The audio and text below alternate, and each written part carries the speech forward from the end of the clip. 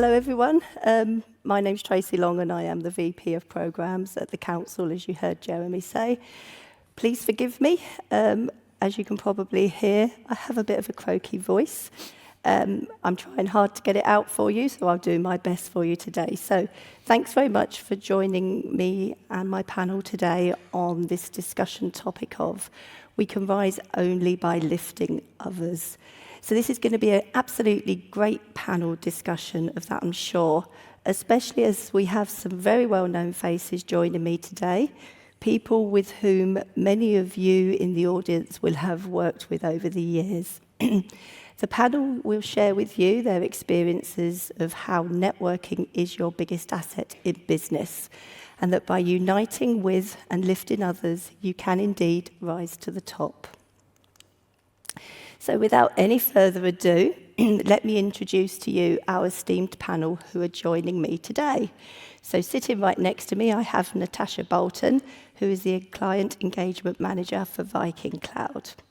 Then I'm going to move on to John Elliott, who is the Security Advisor from J Scrambler.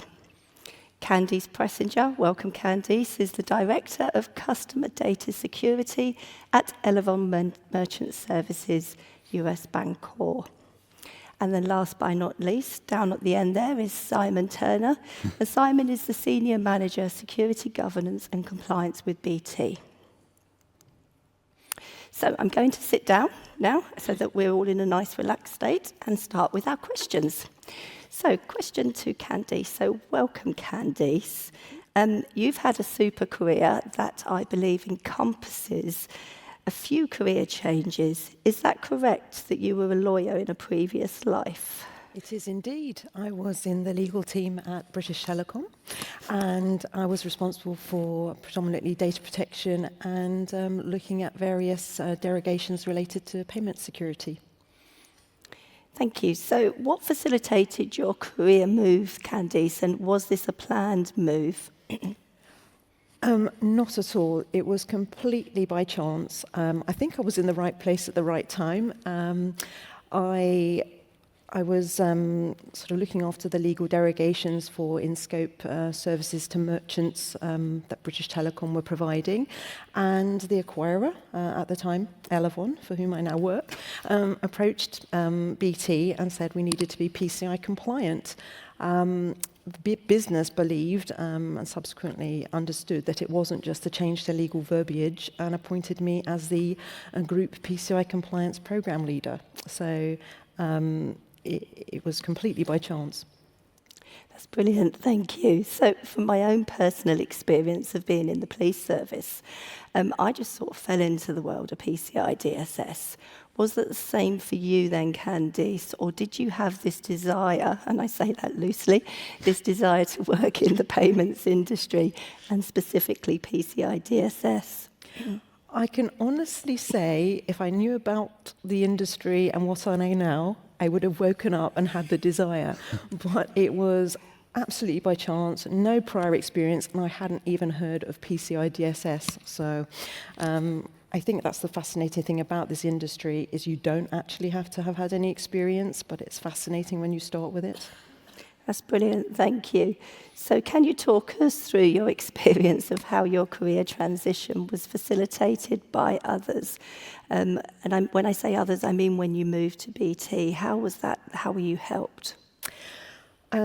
I can honestly say, as I said, I have had zero experience. I didn't know what PCI DSS was, where to start, and my network, and actually many of you in the room and here on the panel, have been absolutely fundamental to my transition and into where I sit today. I started out, I bashed up my LinkedIn network and looked for anybody with PCI in their job title, and I was absolutely stunned how receptive and friendly people were. I went on a mini roadshow, and as I grew my own knowledge, I was able to give back some, but it was amazing, how much insight and support I got. So that was the first part of my transition, and I really couldn't have done it without this community and the network I've built then and still know today. And actually, Simon, I used to work with Simon at BT, And as part of the role, MasterCard mandated you needed to be a PCI ISA. So Simon was very pivotal to helping me transition from legal to PCI ISA, and I couldn't have done it without him, I can honestly say that. And then my next career move, also within the payments ecosystem, was into Elavon merchant acquiring.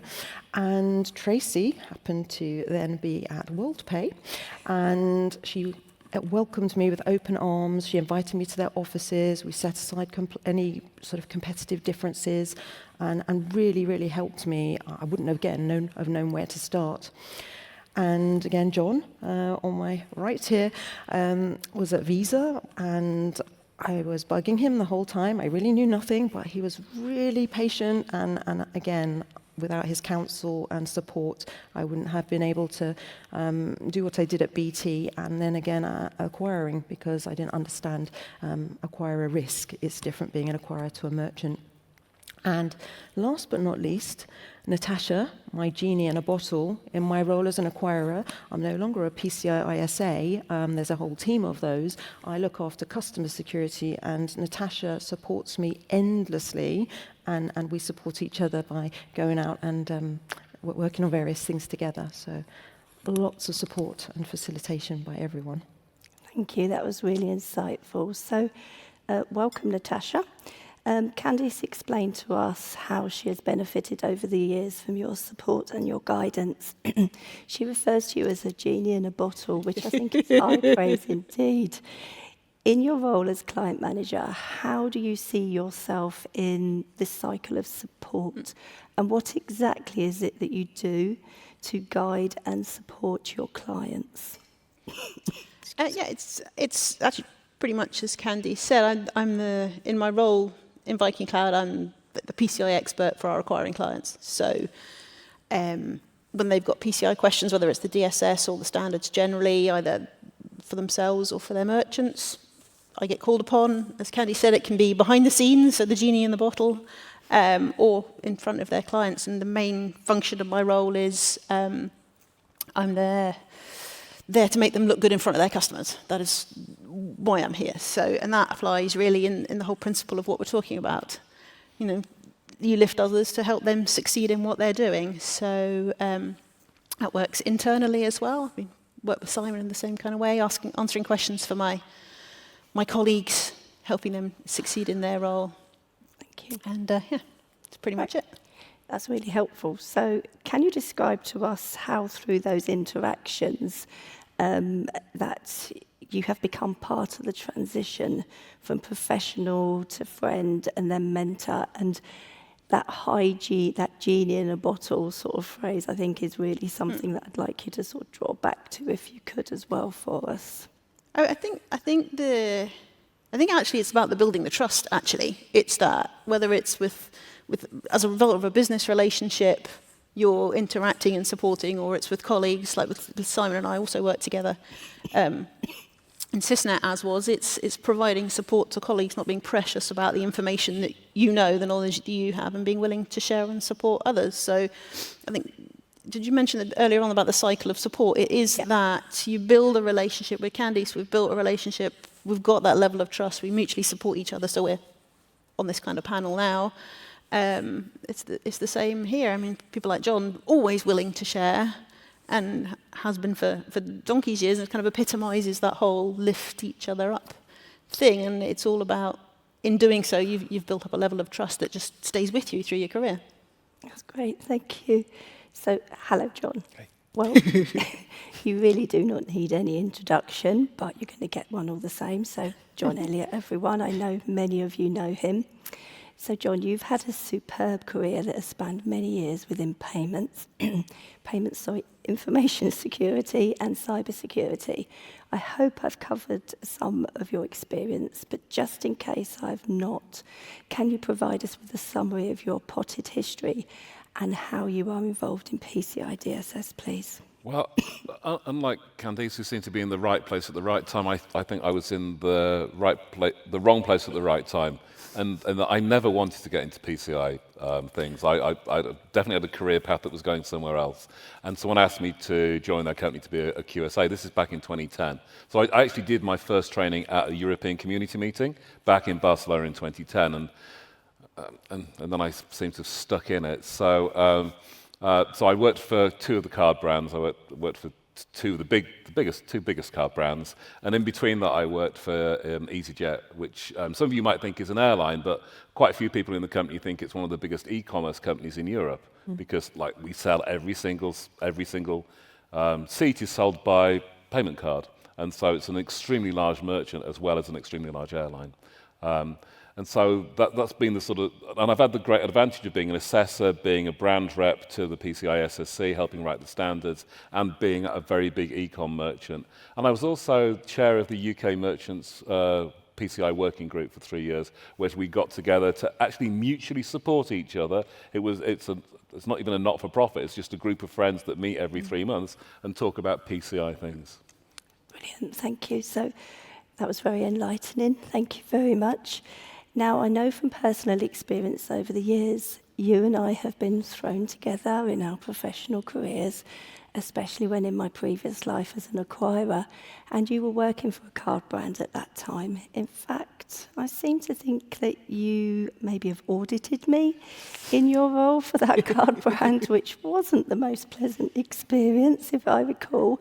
However, excuse me, despite that, you and I have continued to work closely, which goes to demonstrate that even through tricky situations, which I think that was, and connections are still made and long-lasting friendships and those bonds have developed as well. Thinking of your time in payments, John, in what ways have you helped those on the panel today? And for how long have you been doing that?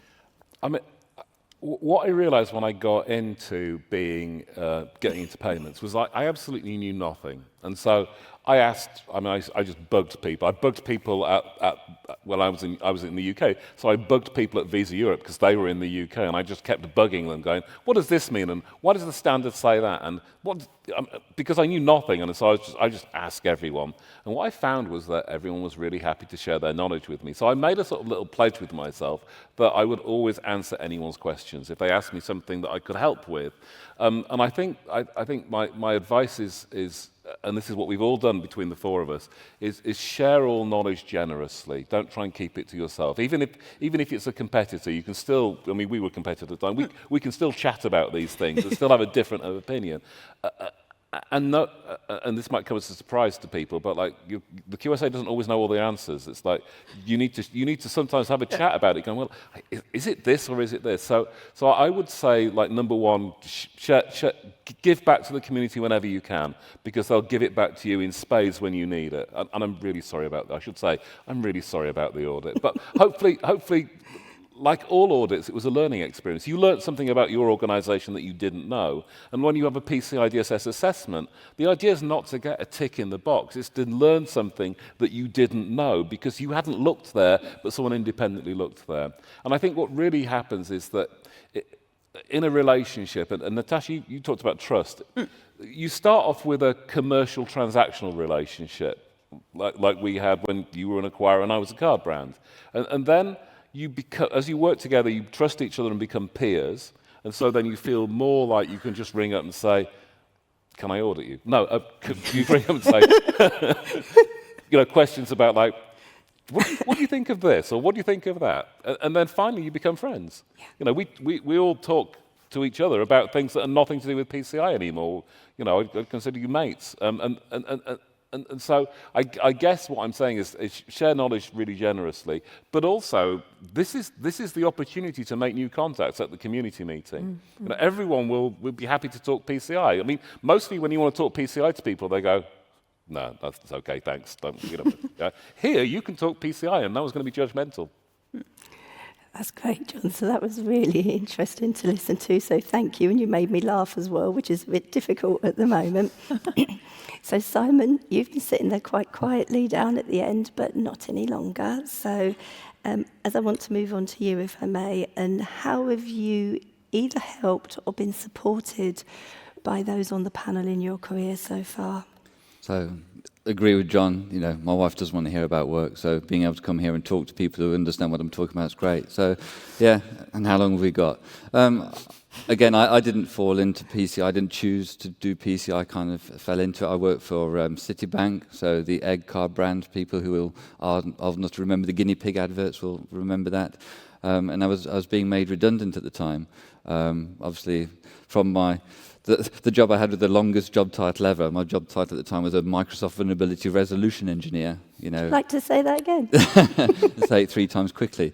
So I had a colleague who'd left prior to me, expecting redundancy, and he reached out to me knowing I was leaving and said, Simon, I found a perfect job for you. And I was like, okay, this sounds interesting. What's that? He says, well, you get to travel, which I enjoy doing. You get to be an expert in a single subject. I'm not sure it's a single subject because it kind of never ends.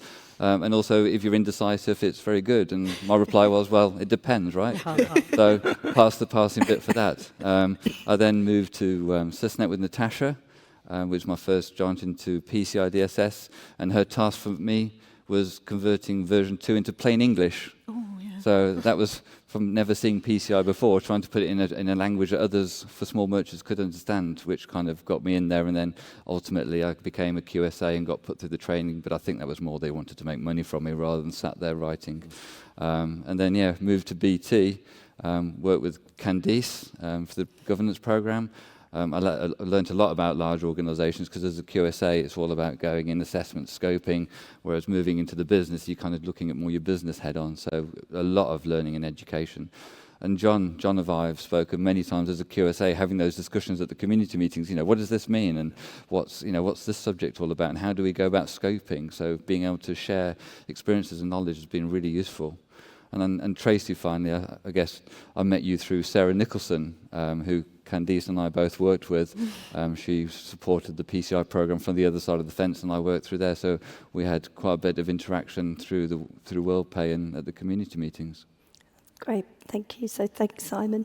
So let me get this right, if I can. So you were a QSA, so a qualified security assessor, and you wanted to be more involved.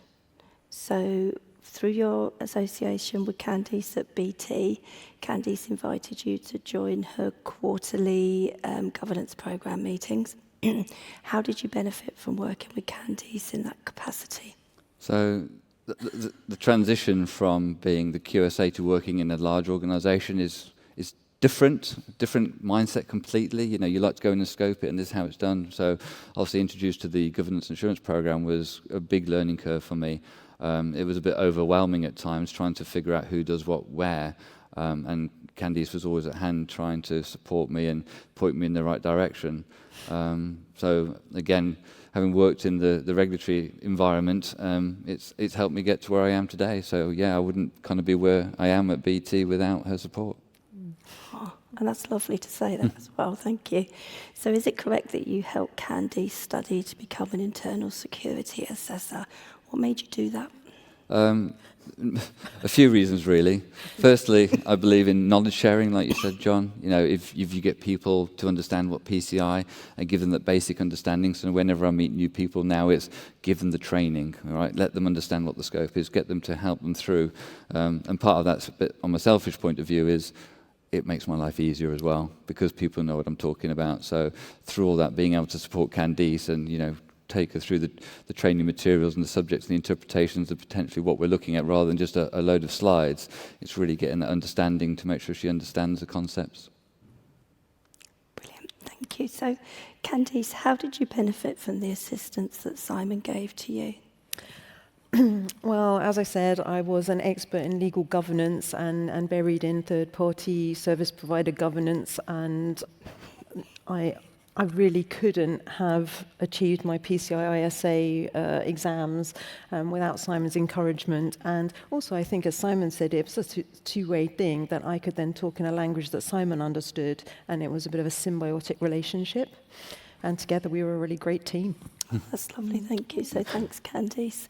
So delving into your histories, I can see that there seems to be a recurring theme developing here, and that is that all of you have helped each other through your various roles over the years. So Candice, thinking about the conversations we are having here today, how can we widen the circle of opportunity by bringing in new talent into the payments industry and make payments more of an attractive proposition? As I'm guessing when people think about payments and payment security, they don't really see this as a sexy sort of career progression opportunity. How can we bring in more talent? I feel quite passionately about this, actually, because, as you said, it really can be a sexy career. It's a whole value chain of things. Everything ends in a payment, but there's all sorts of different functions that you can get into. And I think, you know, when you're studying, you think about a career in law or medicine, engineering, and I really think that there ought to be more of a sort of focus maybe on a career in payments, maybe, you know, payments degree. I don't know exactly, but I think that it should be something that people consider on an equal basis as other career paths, and you know, sort of emphasise that, as we've all said, that it's something that we've all just stumbled into, and I think that's a real shame. So I think it's incumbent upon all of us potentially to engage with education, go in and talk to schools. It doesn't even need to be universities. Get involved with social mobility initiatives. I think, you know, people from all walks of life, and as we said, we don't need experience to actually end up having a fruitful and successful career in this industry. And I think that the council have been running an amazing programme, and I was privileged to, and Natasha and Tracey, to be paving the way for women in payments, that maybe we could expand it to be a people in payments and just showcase the whole range of career opportunities that are within the industry. And another fantastic initiative, Coffee with the Council. It could be coffee with merchant BOA members, advertising and promoting all the different things they do within the payments industry, which is, you know, changing all the time. Great, thank you.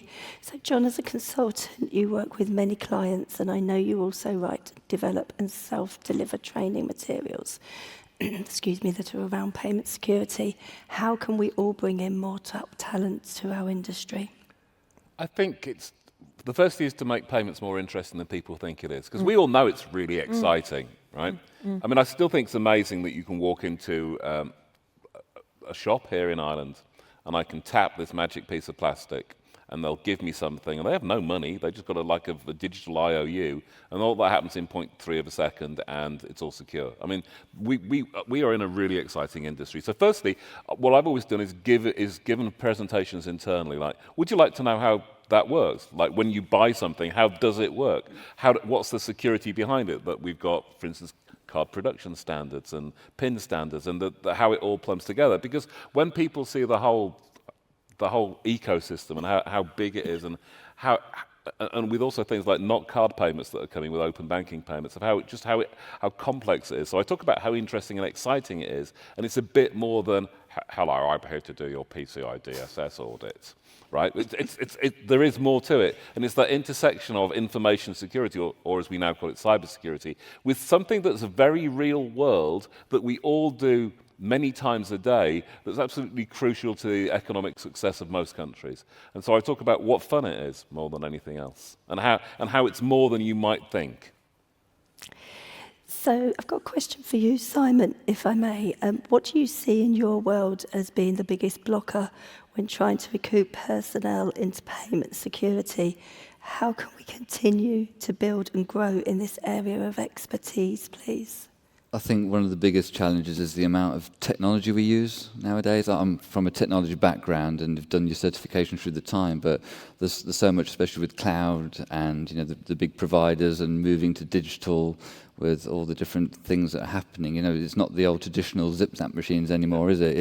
It's the whole breadth of what we do in retail and what we can do online and how we can pay by link. So it's really finding the key skills to understand the solution. So for us as BT, we have many facets to the team. We've got the merchant space, we've got the service provider space, we've got queries coming in left, right and centre through, you know, front door processes and security impact assessment. So it's really having the knowledge around the technology the business is using is a key skill. And I think with version 4, it expands it even more because, you know, as an assessor, you're expected to know more about risk, more about technology, kind of the whole remit. So I do think one of the biggest challenges is trying to find someone with the right skills, and especially, you know, payments. I don't think they necessarily need payments knowledge, because I don't think you're going to find that unicorn as someone who's got payments and technology. You've got to kind of work out what fits best for the team. I've had a couple of vacancies on the team recently, and I've tried for quite a while to find someone, and it's been harder than you think, actually. You know, just think out there and speaking to other organisations, they're having the same challenges. One of the things I have the ability to do is with a wider team as well is we have what we call the experts, and then we've got the assurance function to do the kind of secure and operation business as usual. So being able to bring people from internally within the business that don't necessarily have payment or PCI experience, but they've got the ability to plan, think logically, communicate well. I think, you know, that's another key skill with auditors. You know, going back to your voice, you know, I remember doing a training course with auditors, and it was all about how to talk to people and how to communicate. So really, you know, get to the level where you can really work. And one of the key tips is don't just go in and do the audit. Go and have a cup of tea with them and, you know, get to know them first, etc. So it is really the ability to train people up and bring them in the industry, which is how we all got there, right? You know, none of us were qualified. So, yeah, I think that's one of the key things. That's brilliant. So, Natasha, I've got a question for you. Do you think we are missing out? Do you think we're missing out on getting perspectives from players from the wider payments ecosystem? And do you think we do enough to share the amazing opportunities and jobs that the payments industry can offer? Okay, first question first, then yes, I think we are actually a bit like Simon was just talking about, that there are people within BT who want their soft skills or their technical knowledge, but they don't necessarily know about payments. We're definitely missing a lot of that perspective, whether it's on discussing what does payment security mean for them, or actually turning them into advocates for payment security out into the areas that they work in. We're definitely missing on that, and maybe it's because they just want to avoid it. They think, a bit like information security as was, it's a barrier to innovation, so I'll just avoid it and pretend it doesn't exist. So that, I think, is something we need to address, because it'd be good to get their understanding into influencing the standards and to influencing how we can then advocate payment security into those areas so they do understand it and don't avoid it. Now maybe with the expansion of the PO programme and the Board of Advisors, we'll start getting those subtly different perspectives coming into the conversations. Hopefully so, but yeah, I think we're missing it. You asked me another question, didn't you? I did pick up on that question for you. So hold on one moment, please. I shall just go back. And how do we attract people, was it? That's right. Yes, there we are. How can we attract them on this? So, well, Candice mentioned the Women in Payments blog, and maybe expanding on that. And you've also got things like the Coffee with the Council and the Spotlight on the POs, where they're doing a good job of making people aware of what jobs are out there, what kind of businesses are involved in payments, etc. But the thing I think is missing, especially for people like me, are really rubbish at networking and actually reaching out to the people I know and asking for their knowledge sharing, is there's nothing really interactive. There's nothing that actually directly involves, other than this, but you've got to be in it to be part of this. Yeah. There's nothing that helps people build relationships within payment security. So that's where I think that we need to go. Thank you. So thinking about, and I'm going to make a statement to you guys now, thinking about ways of trying to find new talent. I'm unashamedly going to plug the PCI Council's job boards here. So the Council has developed the job board on the back of feedback that we actually received from the Board of Advisors, exactly for the reason we've been discussing here today, to try to be a medium for sourcing for new talent for our community. So if everybody out there, as well as you guys, go and have a look, check it out at your leisure, please. So as we know, the Council has been running its Women in Payments series now for quite a few years. This has proven to be very successful, and it's an award-winning series as well for the Council. I know that which we're very proud of. So could we look to develop this series into something like People in Payments or Graduates or Intern in Payments? I'm just going to open that out. John, what's your thoughts? How do you think your thoughts of how the industry can look to bring in more untapped talent into the payment security arena? I think there's two things. There's firstly, when you're working in an organisation, you often find people who say, how does that work? Or can you tell me a bit more about it? Encourage people with an interest. As I said before, I think the biggest thing is people don't understand the magic of payments and how technically involved it is, and therefore how interesting it is, and therefore the challenge is, and from an InfoSec perspective, the attack surface, because it's a data attack surface and a fraud attack surface. I mean, personally, as you know, I make videos, I write articles on the internet, just to say to people, there's a lot happening here. So that's my thing, is just encourage people who are interested. Don't turn them off. That's a really good way of putting it. So similar question to you, Natasha, if I may, as you visit many different organisations and sectors as part of your role in Viking Cloud. So same question to you. Yeah, so, well, the kind of businesses I talk to tend to be the smaller businesses, the SMEs, the people self-assessing PCI, where, as far as they're concerned, this payment security thing is a bit of a dark art. It's I have to fight my way through it. They're not looking at it for a job opportunity or anything like that. So I'm going to go back to what you just said. Yeah, you need to explain the magic. You need to make them excited about it to then see, oh, maybe there is something in this where my experience could contribute to it, where my skills might fit into to help moving it forward, or even just advocating for it, as we were talking about. So yeah, I think building on the jobs board would be good. Building on the blog, but as I said, the interactive side of things. I mean, we were involved in the Women in Payments Association earlier in the year, and they support like knowledge sharing cafes, where somebody senior, somebody with an interesting role, can put themselves out there to do a virtual cafe where you can just turn up and chat. You can find out what's going on, and you can make some contacts. So kind of not relying on the person to kind of tentatively reach out to network, you give them the opportunity to network. And similarly, I think actually this was your idea, the speed dating idea I liked, where we could talk about that you could put yourself out saying, I'd like to meet somebody who knows about this thing, or a company that can provide me with this thing. And those people can volunteer to do like a little mini speed dating type event. You can have the 2-minute conversation, you can make the contacts. It's interactive, and you're learning and building contacts that doesn't rely on an annual thing like this. No, that's brilliant, thanks. And I can remember doing something like that many years ago in my first position in payment security. We did that for training, and it really works. That's a really good suggestion. So Simon, thinking of you, so does BT have any programs for trying to tap into new undiscovered talent? Yeah, so when we were preparing for this talk, I went out and reached out internally, and actually had a slide, but I wasn't allowed to put it up there because apparently we didn't have enough time. But we've got quite a few different programs in all sorts of areas. And if I was just going to pick a few, then I would say Caps Lock as a program. You know, I think maybe nowadays, would that be us in programs like that? I don't know. Something to think about, people changing into the industry and security, and maybe one day fall into PCI as it was, because again, I don't think anybody choose to get in the industry unless they'd come and spoken to us maybe and understood how amazing it was, or watched the presentation.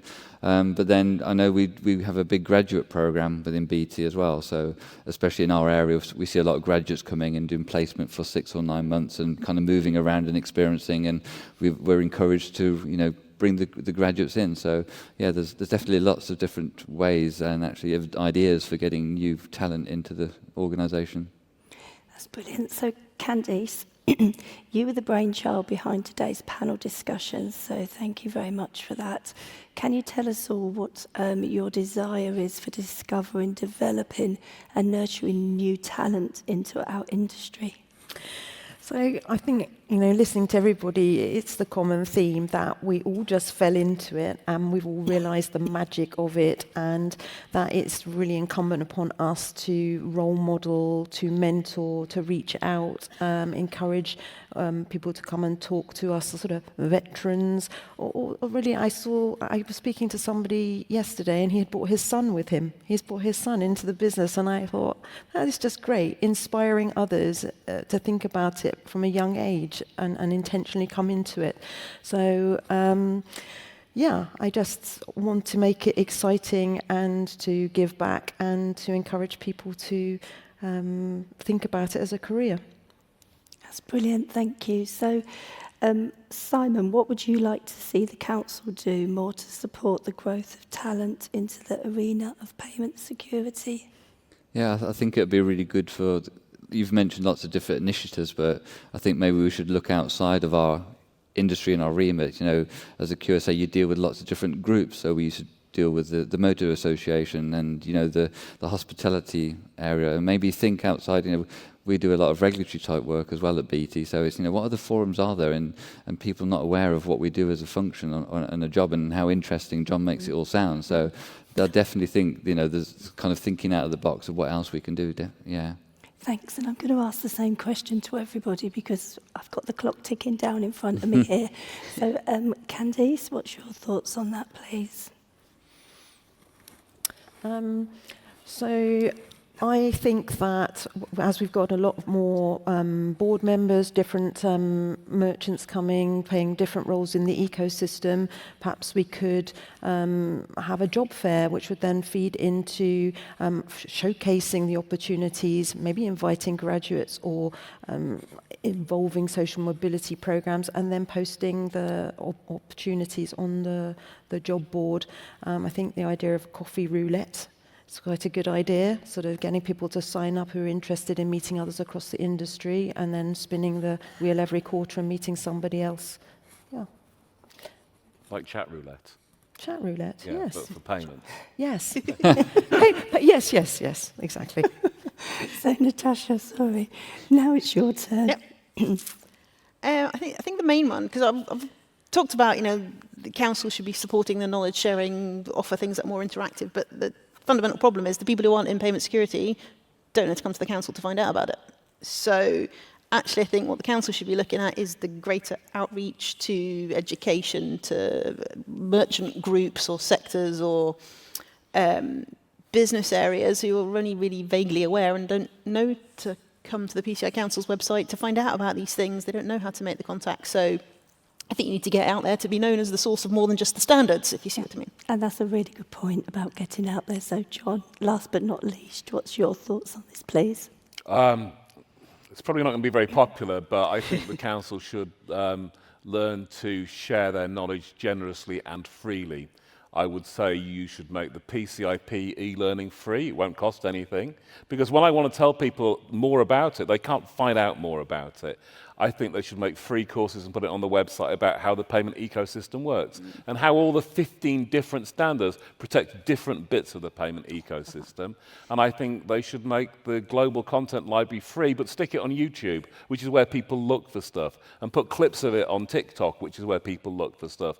Because frankly, putting that knowledge behind a paywall doesn't help the industry grow. So my message to the council and to everyone is if you have knowledge, share it generously and freely. Thank you. So thank you for that. I hope... There you go. Couldn't have asked for better than that, could you? So hopefully, I'm sure lots of you are taking notes out there about making sure it's free.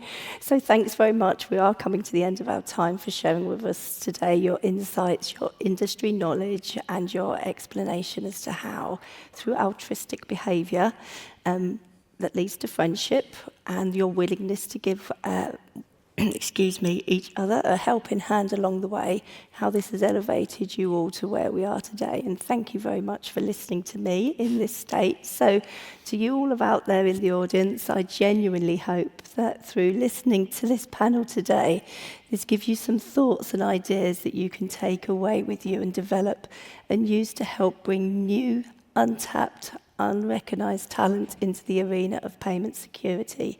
Thank you all for listening so patiently. It is appreciated. Thank you very much. And to my panelists, all I can say again is thank you very much for being here with me today. Natasha, Simon, Candice and John, thank you very much. Thank you, everyone. Thank you. Thank you, Tracey. Tracey?